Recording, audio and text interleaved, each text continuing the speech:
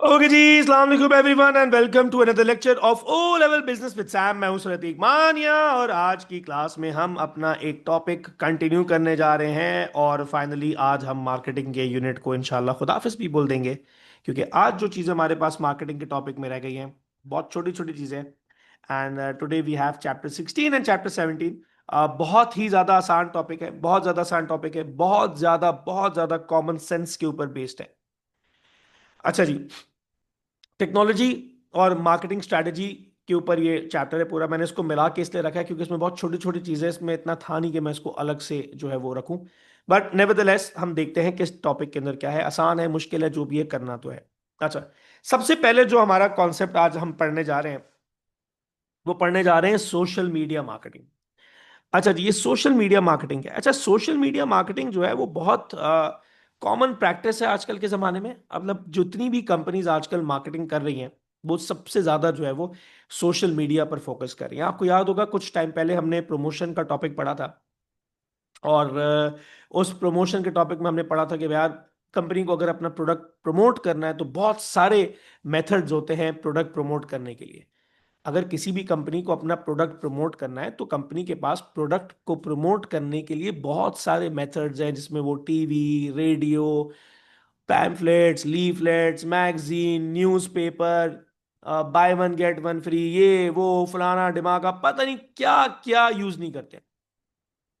तो हमने टॉपिक पढ़ा था कि अगर कंपनी को अपना प्रोडक्ट प्रमोट करना है तो there are so many methods out there जो कंपनी यूज कर सकती है अपने प्रोडक्ट को प्रमोट करने के लिए। उसमें हमने एक मेथड पढ़ा था डिजिटल मार्केटिंग। मैंने आपको वहां पढ़ाया भी था, सोशल मीडिया मार्केटिंग उसी का पार्ट है। In today's world you may accept it और you may not accept it, but हर बंदा सोशल मीडिया पर है, ऑलमोस्ट हर बंदा है। बुढ़े लोग जो है वो फेसबुक पे हैं, यंग जनरेशन जो है वो स्नैपचैट और इंस्टाग्राम पे है, कोई व्हाट्सएप पे है, कोई कहाँ है कोई कहाँ है। हर बंदा किसी ना किसी तरीके से कहीं ना कहीं उसकी कोई ना कोई सोशल मीडिया प्रेजेंस जरूर है। तो जब सोशल मीडिया पे इतने ज्यादा लोग मौजूद हैं तो मेरे हिसाब से if you are not promoting your product on social media you are missing out. होता है ना FOMO, fear of missing out, वो होना चाहिए आपको अगर आप सोशल मीडिया पे नहीं है।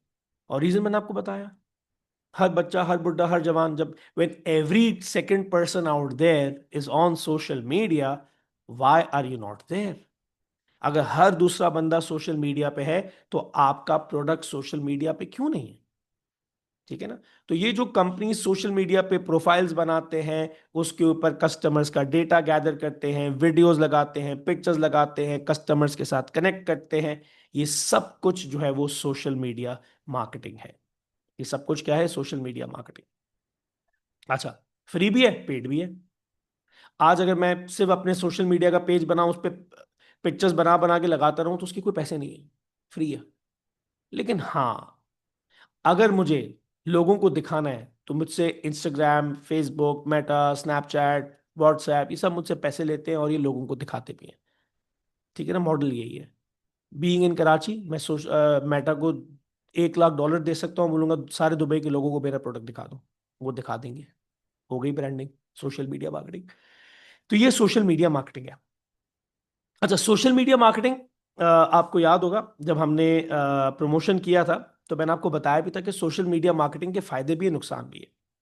Social media marketing comparatively cheap है, सोशल मीडिया मार्केटिंग कंपैरेटिवली बहुत फास्ट है, और सोशल मीडिया पे जब आप मार्केटिंग करते हो तो आपको बहुत सारे कंट्रोल्स मिल जाते हैं। अब आप बोलेंगे सर कंट्रोल से क्या मतलब है? फॉर एग्जाम्पल आज मुझे टी शर्ट लॉन्च करना है फॉर मेल। अब मैंने रोड पे बिलबोर्ड लगा दिया। अब रोड पे लड़का भी गुजर रहा है, लड़की भी गुजर रही है, अमीर भी गुजर रहा है, गरीब भी गुजर रहा है, बच्चा भी गुजर रहा है, बड़ा भी गुजर रहा है। Every second person out there is watching the billboard. काम के लोग भी हैं, बेकार लोग भी हैं। लेकिन सोशल मीडिया मुझे कंट्रोल देता है, ये प्रोडक्ट किसको दिखाना है, किसको नहीं दिखाना, किस एज को दिखाना है, किस जेंडर को दिखाना है, किस एरिया के लोगों को दिखाना है, बहुत सारे कंट्रोल्स देता है। तो ये सोशल मीडिया पे कुछ करने के फायदे हैं। अच्छा, बहुत सारी कंपनीज जो है वो वायरल मार्केटिंग यूज करती हैं। अच्छा, वायरल मार्केटिंग। अच्छा, वायरल मार्केटिंग होता है कि जो आप कोई इस तरह का टॉपिक चूज कर लो जो वायरल हो जाए। अच्छा, आपने देखा होगा आजकल एक पिक्चर चल रही है फ्रॉम द बॉलीवुड मूवी धुरंधर, मेरा बच्चा है तू। हर दूसरी तीसरी कंपनी जो है वो मेरा बच्चा है तू का पेज बना बना पोस्ट बना बना के लगा रहे हैं। आज से 2 महीने पहले वो एक स्टोरी, एक पेंगुइन फेमस हो गया था। एक रिसर्च हुई थी वो, पेंगुइन जा रहा था टुवर्ड्स इट्स डेथ और फिर बाद में जाके वो मर गया था। तो पेंगुइन पे बड़ा मजाक बनाया था, वो वायरल चल रहा था, सबने हर कंपनी ने जो है वो पेंगुइन की पोस्ट बना बना के जो है वो लगाना शुरू कर दी। ये होती है वायरल मार्केटिंग। वायरल मार्केटिंग में क्या होता है, कोई आप ऐसी फनी, इमोशनल, खतरनाक कोई भी इस तरह का कंटेंट, पिक्चर वीडियो बनाओ और उसको अपने सोशल मीडिया पे डाल दो, इस सोच के साथ कि ये फेमस हो जाएगा। इस सोच के साथ ये फेमस हो जाएगा। ये होता है वायरल। मतलब आप वीडियोस पिक्चर्स, बहुत सारा आपने देखा होगा कंपनीज वीडियोस बना रही होती हैं, फनी पिक्चर्स बना रही होती है, बस इस थॉट प्रोसेस के साथ कि यार लोगों को पकड़ी पसंद आ गया तो मजे लग गए, फेमस हो जाएगा। तो ऐसा होता है, कुछ कुछ वायरल हो जाती है चीजें, कुछ कुछ नहीं होती। वायरल हो गए तो मजे हो गए। फ्री में आप लोग शेयर पे शेयर कर रहे हैं, शेयर पे शेयर कर रहे हैं, शेयर पे शेयर कर रहे हैं, millions and millions and millions की रीच आ गई। Viral marketing. अब जरूरी नहीं कि आप हर चीज जो बनाओ वायरल हो जाए, बहुत कम होता है। 25 30 40 50 चीजें डाली, एक दो हिट हो गई और मिलियंस में रीच आ गई। Viral marketing. ठीक है ना। तो होता है। एक कराची में एक बहुत फेमस ब्रांड है कपड़ों का। वो आपको याद होगा, जब 1 साल पहले कराची में बहुत ज्यादा मोबाइल की स्नैचिंग हो रही थी, वो जब स्नैचिंग की कोई वीडियो आती थी और वो गाना शुरू हो जाता था, मेरे ख्यालों की तपिश जिंदा है। बड़ा एक अजीब सा डिप्रेसिंग सा गाना था। एक दिन क्या हुआ, वो एक ब्रांड था, उसने अपने कैमरा की वीडियो लगाई कि उनका सिक्योरिटी गार्ड खड़ा हुआ है और दो बंदे हैं और वो ना उससे कुछ छीन रहे हैं, और वो कैमरा उस पर जूम करता है और गाना शुरू हो जाता है, मेरे ख्यालों की तपिश जिंदा है, और वो बड़ा इमोशनल कंटेंट हो गया। लोग देख रहे हैं कि यार अभी मोबाइल छीनेगा, अभी मोबाइल छीनेगा। इतने में करते करते करते वो धक्का धक्का एक दूसरे को दे रहे होते, एकदम से एक बंदा पोस्टर निकालते और कैमरा पे लाके लगा देता है, there is 20% sale going on in our brand right now. ओए होए होए होए, कहाँ लोग इमेजिन कर रहे थे कि चोरी होगी और कोई गोली लग जाएगी किसी को, कहाँ वो 20% सेल का उन्होंने लगा के ना वायरल कर दिया। Within within within a week 5 million की रीच गई थी उनकी। यानी बगैर पैसा लगाए 50 लाख लोगों ने उनकी एड देखी थी। यानी 50 लाख लोगों तक वर्ड गया उनका कि इस ब्रांड, ये भी कोई ब्रांड एग्जिस्ट करता है और इन्होंने 20% की सेल लगाई है। ये है वायरल मार्केटिंग। ठीक है जी। तो वायरल मार्केटिंग जब आप सोशल मीडिया पे करते हो, सोशल मीडिया पे ही होती है ये, तो उसकी कुछ बेनिफिट्स हैं। आप स्पेसिफिक डेमोग्राफिक्स को टारगेट कर सकते हो। मतलब आप कोई फनी वीडियो बना सकते हो मेल के ऊपर तो लड़के कर रहे हैं, या फीमेल के ऊपर बना दी तो लड़कियां शेयर कर रही हैं, या एज ग्रुप, यानी इस तरह की जो फनी वीडियोस होती हैं, एजेड लोग तो शेयर नहीं करते, छोटे बच्चे शेयर कर रहे होते हैं। तो इस तरह का वायरल कंटेंट होता है ना, तो आप स्पेसिफिक डेमोग्राफ्स के लिए, एज के लोगों के लिए या जेंडर के लोगों के लिए बनाते हैं। ठीक है। आप इनके थ्रू जो है वो, ये जो वायरल मार्केटिंग जो होती है, ये बहुत ज्यादा चीप होती है, बहुत सस्ती होती है। ठीक है, बहुत सस्ती होती है। क्या है, छोटी मोटी वीडियो तो बनानी है, उतनी महंगी नहीं बनती। लेकिन अगर वायरल, वायरल का मतलब छा गई, अगर चल गई, तो फिर तो मजे लग गए। ठीक है ना। इसका रिस्पॉन्स बहुत तेज होता है, यानी मार्केट चेंज होती रहती है ना। अब आप देखो वायरल मार्केटिंग पे आपको फॉरेन से you need to jump on the bandwagon. ये पेंगुइन वाला जो ट्रेंड आया था 10 15 दिन तक था, जिसने कर लिया फिर गायब। अभी जो मेरा बच्चा है तो ये जिसने 10 15 दिन में कर लिया, अब कोई भी आपको लगा करे मेरा बच्चा है तो वाली लगाएगा, बोलेगा क्या यार ड्रैग कर रहे हो एक ही चीज को। तो मार्केट में जो चेंज आता है, अगर आपने उस चेंज को कैच करके बना दिया, तो आप भी वायरल हो सकते हैं। बहुत तेजी से इसका रिस्पॉन्स आता है। ठीक है। और आपकी जो टारगेट मार्केट है फेसबुक के ऊपर, वो तो आपकी एडवर्टाइजमेंट को देखते ही देखते तो आपको फेम तो मिलता ही मिलता है। बट देन वायरल मार्केटिंग के कुछ प्रॉब्लम्स भी है हमारे पास। हर बंदा सोशल मीडिया पे नहीं है। I agree, majority of the people are there on social media but not everyone is there. There are so many people जिनको सोशल मीडिया यूज करने का टाइम ही नहीं मिलता। अच्छा, पीपल माइट गेट ऑफेंडेड कि यार ये क्या ब्रांड छिछोरी हरकतें कर रहा है यार, you're a brand, grow up. ये क्या तुम ये पेंगुइन और मेरा बच्चा है तू और ये सब फजूल की चीजें लगा रहे हो। तो a lot of people might get annoyed, कह रही क्या फजूल चीज है यार। तमीज की एडवर्टाइजमेंट लगाओ, छिछोर पर नहीं पसंद, कुछ को पसंद आता है, कुछ को नहीं पसंद आता। पाकिस्तान में भी बहुत एक अच्छी मूवी रिलीज हुई है, आग लगे बस्ती में। बहुत मिक्स्ड रिव्यूज है। कुछ लोगों ने बोला it was an awesome movie, कुछ लोगों ने बोला यार क्या छिचोरी मूवी है यार, ये जो इतने इतने फेमस सेलिब्रिटीज थे, मायरा खान एंड फाद मुस्तफा, इनके ऊपर इस तरह की एक्टिंग सूट ही नहीं करती, क्या छिचोरपन था। तो बड़ा मिक्स्ड फीडबैक था। तो जब आप ये वायरल मार्केटिंग करते हैं, तो वायरल जब आप होते हैं तो बहुत बड़े लेवल पे आपका वर्ड ऑफ माउथ जाता है। A lot of people might like it, a lot of people might get annoyed. ठीक है ना। और फिर आपका उस पर कोई कंट्रोल भी नहीं है, आप एक दफा वायरल हो गए तो हो गए। हो सकता है आप वायरल एड बनाई and you got viral for all the wrong reasons, all the wrong reasons. आप दिखाना कुछ चाह रहे थे, दिख कुछ गया, अजीब सा आपके साथ कुछ हो गया ना, अब आपका उस पर कोई कंट्रोल नहीं है। ठीक है। मैं आई स्टिल रिमेम्बर, कराची में एक ब्रिज है, उसके नीचे ना वो गंदा हो रहा होता है ना, कचरा पड़ा होता है, पान की थूक होती है, ये होता है वो होता है। तो एक बहुत फेमस कंपनी है बर्जर पेंट्स, उन्होंने पूरा उस ब्रिज के नीचे उसको साफ किया, पेंट किया, ये किया वो किया, फुल क्लीन कर दिया, पिक्चर्स विक्चर्स बनाई, और नीचे लिख दिया यहाँ, एक मिनट, मेरी गलत टाइम पे पेन की बैटरी खत्म हो गई। उन्होंने अपने उन्होंने वायरल काम करने के लिए किया, उन्होंने लिखा यहाँ कचरा, sorry for my writing in Urdu, बहुत टाइम के बाद लिख रहा हूँ, कचरा फेंकना मना है। उन्होंने बहुत अच्छे तरीके से वो एडवर्टाइजमेंट की, और लिख दिया यहाँ कचरा फेंकना मना है, पूरी खूबसूरत सी वॉल बनाई, पेंटिंग शेटिंग करके कर दिया। कुछ मस्ती वाले लोग होंगे, उन्होंने क्या किया, उन्होंने स्प्रे पेंट लिया और ये मिटा दिया, यहाँ कचरा फेंकना है। वो जो वायरल हुए, वो जो वायरल हुए, आज भी कहीं बर्जर पेंट्स का डिस्कशन होता है तो लोग मजाक उड़ाते हैं, यार ये तुमने इतना जबरदस्त सा ब्रिज बनाया था और लिखा था यहाँ कचरा फेंकना है। तो they got viral for all the wrong reasons. वो सोशल मीडिया पे वीडियोस बन रही है, पिक्चर्स आ रही है, लोग मजाक उड़ा रहे हैं उसका, उसकी ब्रांड की ऐसी की तैसी हो गई, लेकिन वो वायरल हो गया, उनका कोई कंट्रोल नहीं, आप इस चीज को रोक नहीं सकते आप।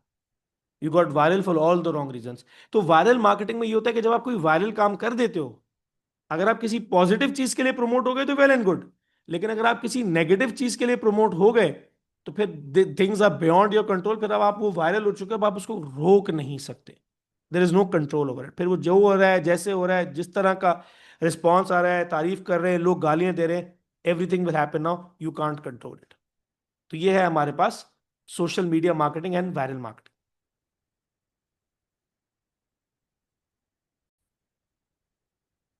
अच्छा जी, मूविंग ऑन। अब हमारे पास नेक्स्ट चीज जो है वो है ई कॉमर्स। अच्छा, ई कॉमर्स भी एक बहुत ही ज्यादा सिंपल और आसान कॉन्सेप्ट है, ना भी कर रहा हूं तो आपको आना चाहिए।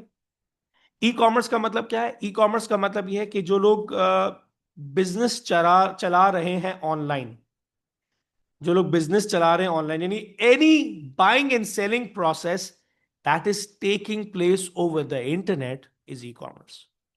I repeat, any buying and selling process that is taking place over the internet is e-commerce।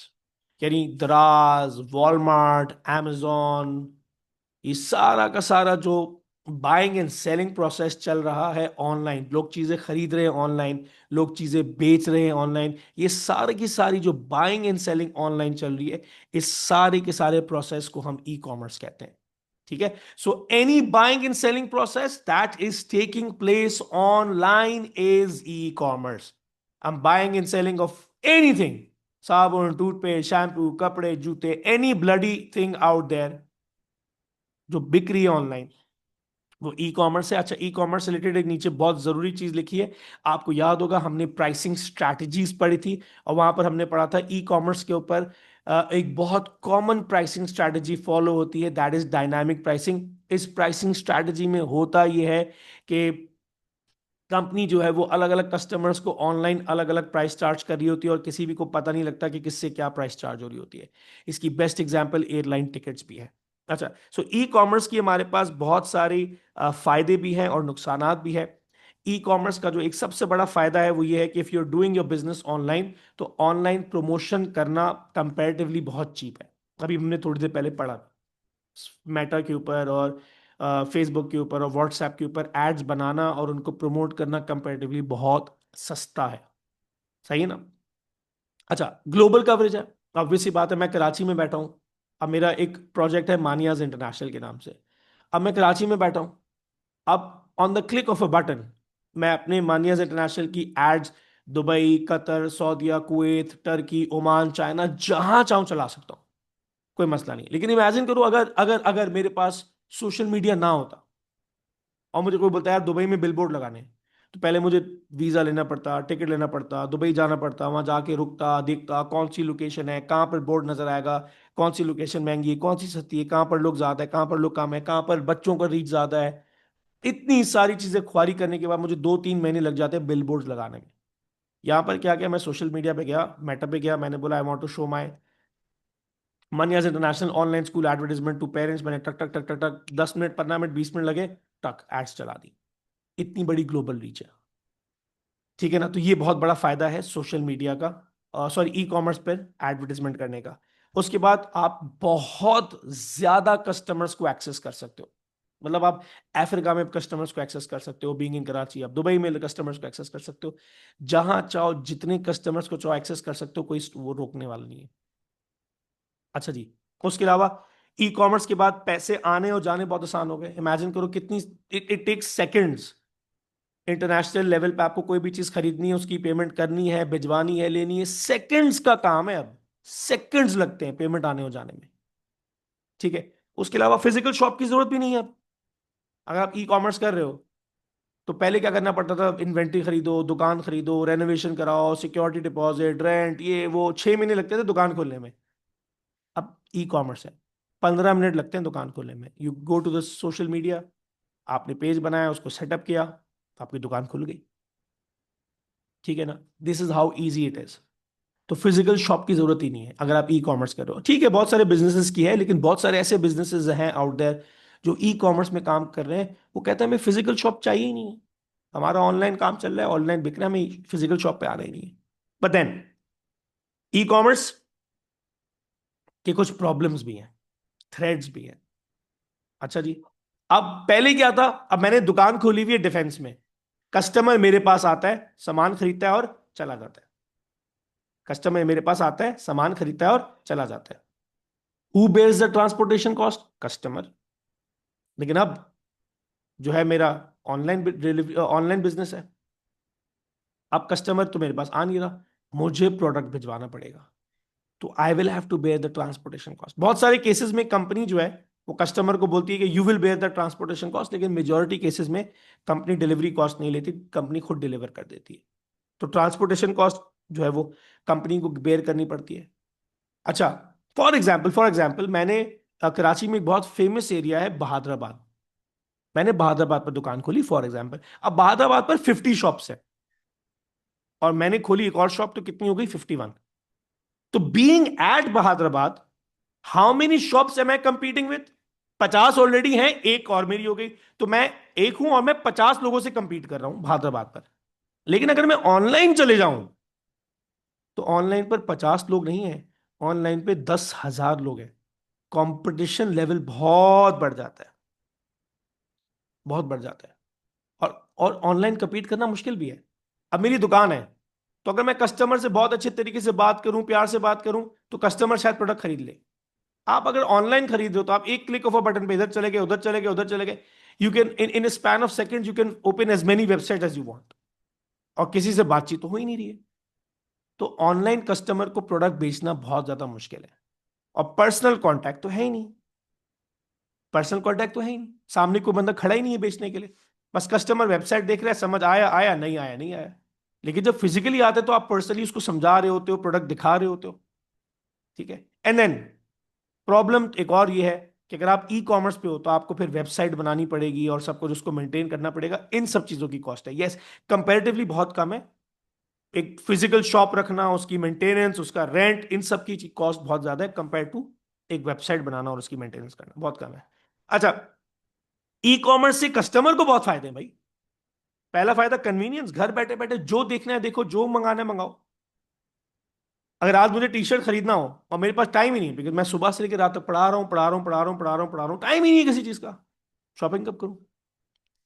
10 बजे 11 बजे घर पहुंचता हूँ, दुकान बंद, क्या करूं भाई? अब ऑनलाइन है, 11 बजे घर गया, कोई मसला नहीं, वेबसाइट खोली, कपड़े पसंद आए, ऑर्डर कर लिए, 3 दिन 4 दिन बाद घर पे आ गए, पहन लिए। It is how easy it is now. Convenience बहुत ज्यादा है, ठीक है ना। उसके बाद प्राइस कंपेयर करना बहुत आसान है।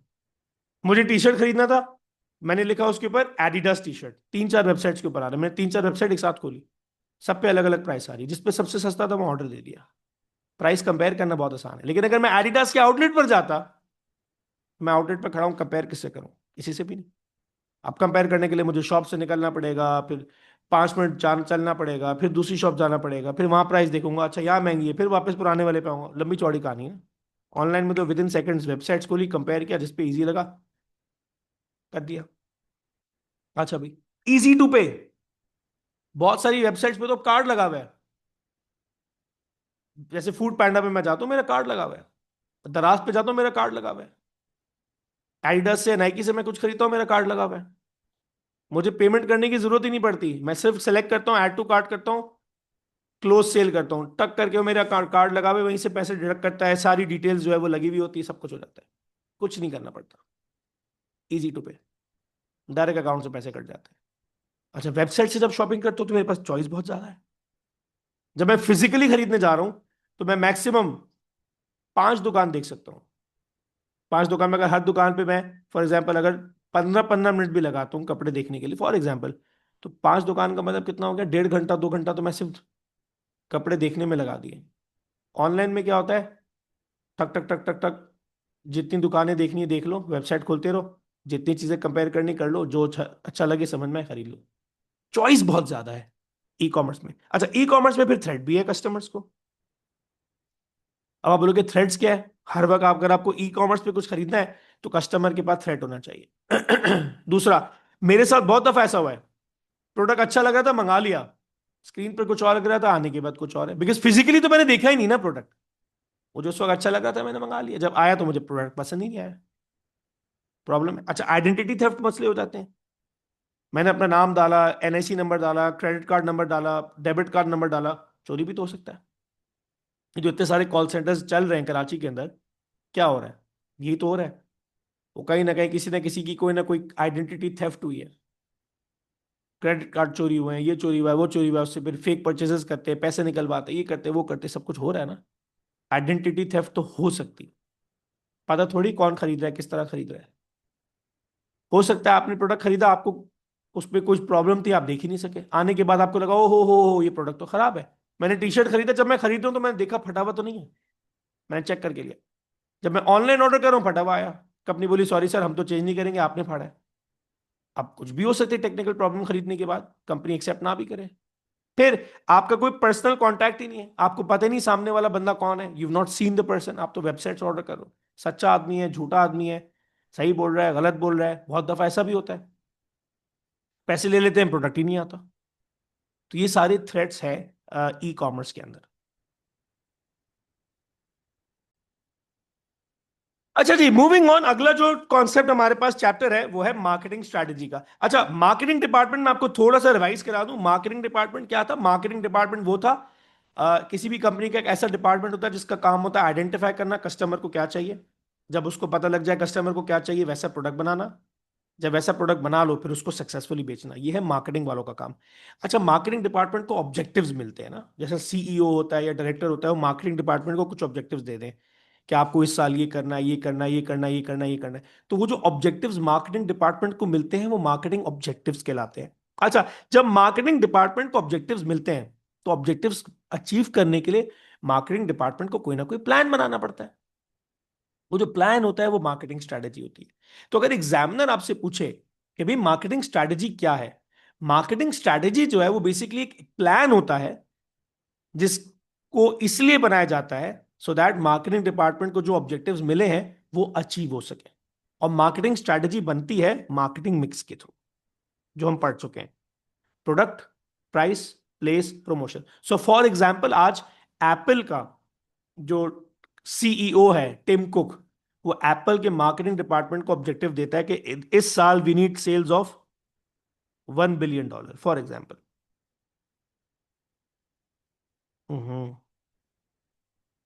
इस साल we need sales of $1 billion. ये सेल्स चाहिए। टिम कुक ने ऑब्जेक्टिव दिया है एप्पल के मार्केटिंग डिपार्टमेंट को। अब मार्केटिंग डिपार्टमेंट को ऑब्जेक्टिव मिला है, वो पूरा कैसे करेंगे? इसको पूरा करने के लिए उनको एक प्लान बनाना होगा। ये जो मार्केटिंग ऑब्जेक्टिव अचीव करने के लिए जो प्लान बनेगा, इस प्लान को हम बोलेंगे मार्केटिंग स्ट्रेटेजी। और मार्केटिंग स्ट्रेटेजी बनती कैसे है? मार्केटिंग स्ट्रेटेजी बनती है मार्केटिंग मिक्स से। प्रोडक्ट, प्राइस,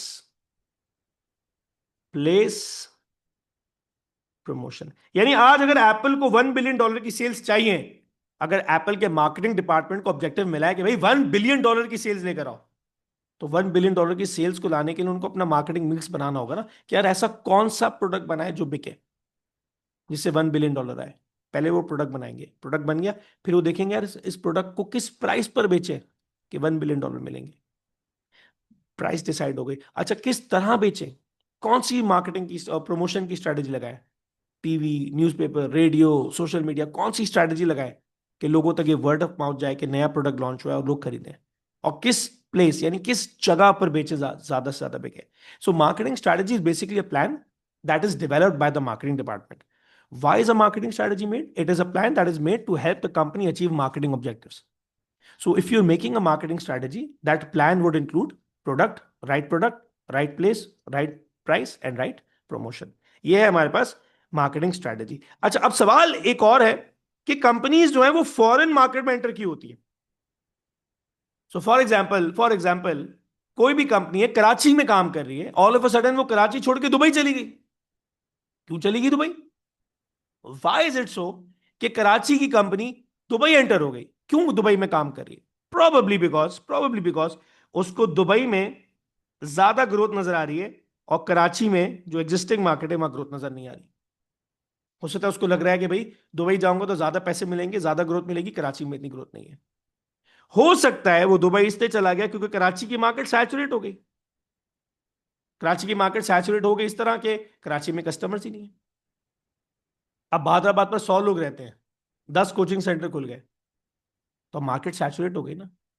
अब वो 100 लोग 10 कोचिंग सेंटर्स में डिवाइडेड है। अब आप कुछ भी कर लो, मार्केट तो सैचुरेटेड है, अब कुछ नहीं हो सकता।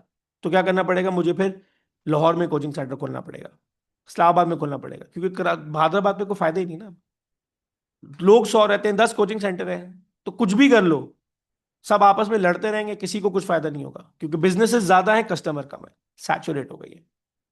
अच्छा, उसके बाद इंटरनेशनल मार्केट में जाने की एक वजह यह भी हो सकती है कि आपकी कस्टमर की रिक्वायरमेंट हो सकता है आपको दूसरी कंट्री में आप जा रहे हो, वहां की गवर्नमेंट आपको इंकरेज कर रही हो। जैसे दुबई बहुत सारे लोग गए, क्यों गए? टैक्स बेनिफिट्स थे।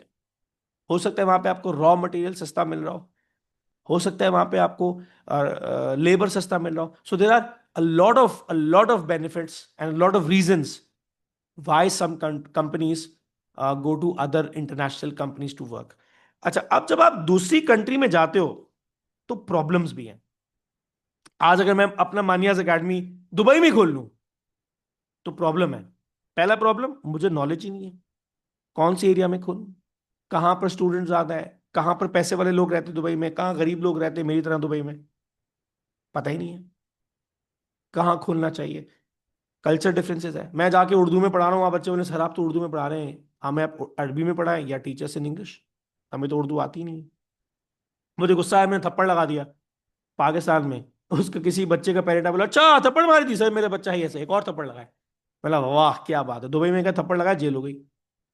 पेरेंट ने बोला आपने हाथ कैसे लगाया मेरे बेटे को?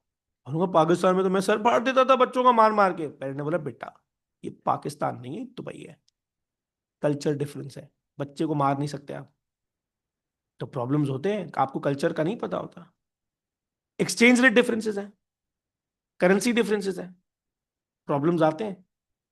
कराची में, पाकिस्तान में यू वर्क इन रुपीज, वहां पे you will work in dirhams, तो दोनों जगह प्राइस अलग होगी, कॉस्टिंग अलग होगी, प्रॉब्लम्स है।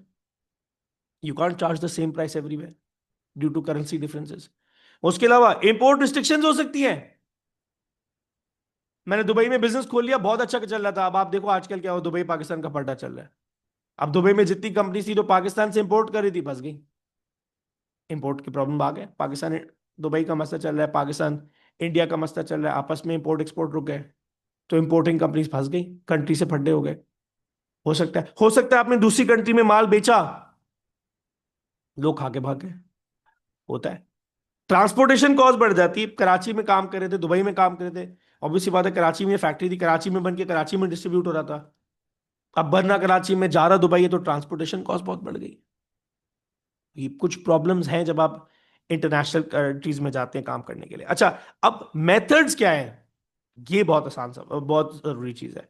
सो फॉर एग्जाम्पल, आज अगर मुझे दुबई में कोचिंग सेंटर खोलना हो, तो मैं क्या कर सकता हूं? मैं सबसे पहली चीज कर सकता हूं ज्वाइंट वेंचर। दुबई में क्वालिटी कोचिंग सेंटर एग्जिस्ट करता है, मैं कराची का कोचिंग सेंटर हूं, मैंने दुबई वाले कोचिंग सेंटर के साथ पार्टनरशिप की, ज्वाइंट वेंचर। ठीक है ना, when partnership occurs between businesses you call it as joint venture. तो मैंने वहां के कोचिंग सेंटर है और हमने मिलकर एक तीसरा कोचिंग सेंटर खोला दुबई में, इट्स अ ज्वाइंट वेंचर। एक तरीका तो ये, जब आप ज्वाइंट वेंचर कर लोगे तो फायदा है। दुबई वाले बंदे के साथ ज्वाइंट वेंचर किया तो उसको दुबई की नॉलेज है, उसको दुबई का आइडिया है, उसको दुबई का एक्सपीरियंस है, पैसे मैंने लगाए, आइडिया मेरा है, बहुत सारी चीजें डिवाइड हो जाती हैं, एक्सपीरियंस, रिस्पॉन्सिबिलिटीज, ज्वाइंट वेंचर आसान हो जाता है। अच्छा, उसके अलावा इंटरनेशनल फ्रेंचाइजिंग, जैसे मैकडोनल्ड्स, पिज्जा हट वगैरह है, they want to enter into new markets, but McDonald's को पता है हर जगह तो हम जाके आउटलेट नहीं खोल सकते, क्या करें? तो वो लोगों को परमिशन दे देता है अपना नाम यूज करके अपना प्रोडक्ट बेचने की। That is franchising, that is franchising. क्या आप लोगों को बोला मेरा नाम यूज करो, मेरा प्रोडक्ट बेचो मेरे बिहाफ पे, फ्रेंचाइजिंग। अच्छा, लाइसेंसिंग क्या है? Licensing is basically production rights. अब जैसे अगर आप देखो, तो जब भी कभी आप पूमा के आउटलेट जाओगे, Puma is a very famous sports brand, Puma के पास जूते पड़े होते हैं, मर्सिडीज एडिशन, फरारी एडिशन, बहुत मशहूर है। मैंने बहुत बहुत बार जूते खरीदे हैं पूमा के, फरारी एडिशन, ड्रिफ्ट कैट है, और बहुत सारे इसके एडिशन आते हैं। ये क्या है? ये पूमा एक स्पोर्ट्स कंपनी है, मर्सिडीज ने और फरारी ने उनको अपना नाम पे प्रोडक्ट प्रोड्यूस करने का राइट दे दिया, लाइसेंसिंग। समझ आ रही है? लाइसेंसिंग, लाइसेंसिंग में क्या होता है कि कंपनी दूसरी कंपनी को अपना नाम यूज करने की और उसके नाम पे बिहाफ पे प्रोडक्ट बनाने की परमिशन दे देती है, लाइसेंसिंग। अच्छा, बच्चे फ्रेंचाइज में और लाइसेंसिंग में कंफ्यूज होते हैं। देखो, मैकडोनल्ड्स है, McDonald's is not licensing, McDonald's is franchising. McDonald's में क्या होता है कि एक कंपनी है, वो सब कुछ बर्गर शर्गर सब बना रही है, पाकिस्तान की कंपनी को वो सप्लाई करती है, पाकिस्तान के रेस्टोरेंट से वो चीजें खरीदता है, फ्राई करता है और आगे बेच देता है, फ्रेंचाइजिंग। पाकिस्तान का मैकडोनल्ड्स अपनी मर्जी से कुछ भी ना बना सकता है ना बेच सकता है। लाइसेंसिंग में क्या है कि कंपनी ने आपको बोला है मेरा नाम यूज करके आपको प्रोडक्ट बनाने की भी परमिशन है। जैसे मर्सिडीज कहता है, फरारी कहता है पूमा को कि मेरा नाम यूज करो, मेरे ब्याह पे प्रोडक्ट बनाकर बेचो, कोई टेंशन नहीं। लाइसेंसिंग है ये। तो पूमा जो है वो फरारी की टी शर्ट भी बनाता है, फरारी के जूते बनाता है, पूमा बाय फरारी, इस तरह करके चीजें बनाता है उसका नाम यूज करके, लाइसेंसिंग है। और फिर आपने बोला यार बहुत मेहनत लगेगी, नई कंट्री में जाके बिजनेस खोलो, प्रोडक्ट बनाओ, बहुत ख्वारी है। एक काम करते हैं, वहां का लोकल बिजनेस खरीद लेते हैं, लोकल बिजनेस खरीद लो, प्रॉब्लम सॉल्व। हम आगे बैठ जाएंगे, टेंशन ही खत्म हो गई, शुरू से जीरो से सेटअप ही नहीं करना पड़ेगा, पूरा बिजनेस ही एक्वायर कर लो, बिजनेस ही खरीद लो, इजी टू गो। तो ये भी एक तरीका होता है इंटरनेशनल मार्केट्स में एंटर होने का। जीरो से सेटअप नहीं करना है, कोई ऑलरेडी चलता हुआ बिजनेस था, उसको जाके खरीद लो। ठीक है ना? तो ये भी बहुत बहुत सारी लोग कंपनीज करती हैं। पाकिस्तान में बहुत मशहूर आइसक्रीम का ब्रांड है वॉल्स, ये इंटरनेशनल ब्रांड है। आपको पता है वॉल से पहले पाकिस्तान में एक बहुत मशहूर आइसक्रीम होती थी, पोल का। वॉल्स ने क्या किया? वॉल्स ने बोला यार पाकिस्तान में एंटर होना, एंटर होने से पहले पोल का ही खरीद ली। बनी बनाई कंपनी, बनी बनाई फैक्ट्री, सब कुछ बना बनाया मिल गया, पोल का खरीद ली। उन्होंने पोलका को खरीदा और अपने नाम से लॉन्च कर दिया, खत्म, सारा सिस्टम सब कुछ बना बनाया, सारी एंट्री वगैरह सब मिल गई, पोलका। ठीक है जी। तो ये था हमारे पास चैप्टर मार्केटिंग स्ट्रेटेजी का, और इससे पहले जो है वो हमने चैप्टर किया था मार्केटिंग एंड टेक्नोलॉजी का।